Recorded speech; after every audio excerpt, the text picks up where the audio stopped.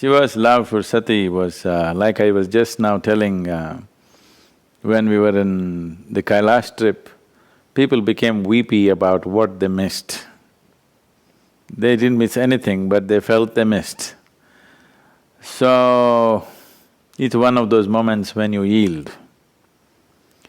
So Shiva's love for Sati is just like that. It's one of those moments where he gave in to the ways of emotion and to the ways of life. That was not an eventual happening in his life, that was just a small happening in his life.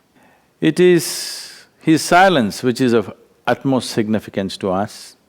It is his silence which is of greatest value to us, not his romance, not his marriage, not his wife's death, not these things.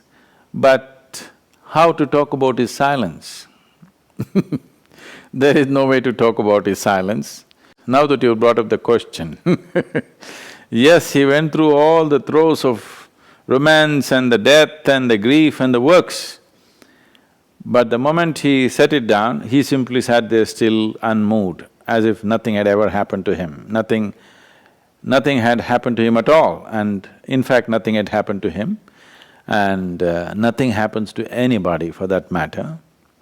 It is just that because our psychological and emotional structures are such that it is designed for us to enjoy the juice of life. But unfortunately, most people don't drink the juice of life, they drown in the juice of life. So Shiva also allowed himself that luxury for some moment. When he thought it's enough, he came out of it and sat there completely conscious and in a different state. So don't ever think that was the eventual happening, that was just a small happening in his life, and that was fine. That made him kind of more human-friendly because people could relate to him because he also grieved. That gives some joy to all the people who are in different levels of misery, that Shiva also suffered for a certain period of time. But you need to understand, it's just one of those moments when he is given into the process of life.